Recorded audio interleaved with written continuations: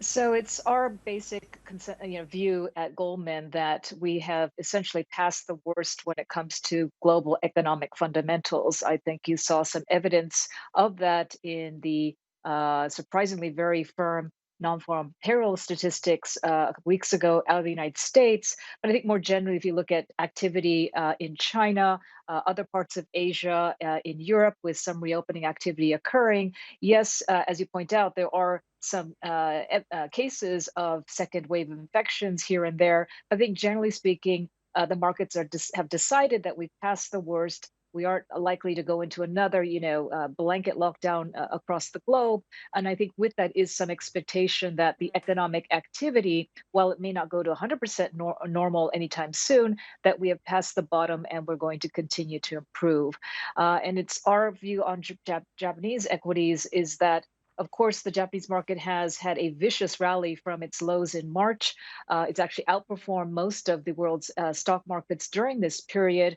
And so I think in the very near term, we're looking for the market to digest some of these extraordinary gains. So we have a pretty flattish, range bound expectation for the Nikkei over the next 3 to 6 months. Having said that, on a 12-month horizon, given Okay. the fact that we are expecting the market earnings to rebound very substantially in fiscal 21 by over 50%, we believe the market has some further upside. Wow. So our 12-month Nikkei target is 24,000.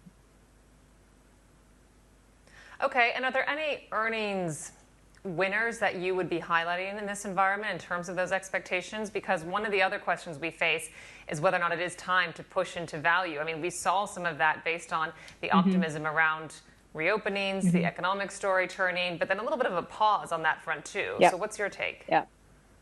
Yes, and that's one of the top questions we're getting from our clients globally is because Japan is known as a market chock-a-block full of value stocks. Shouldn't we be going really aggressively long into those sectors? Our view is that you should be selectively picking stocks in the cyclical camp in Japan. Of course, there's a lot to choose from, but we would be cautious on stocks that don't really have a lot of earnings visibility, whose balance sheets may be on the weaker side of things.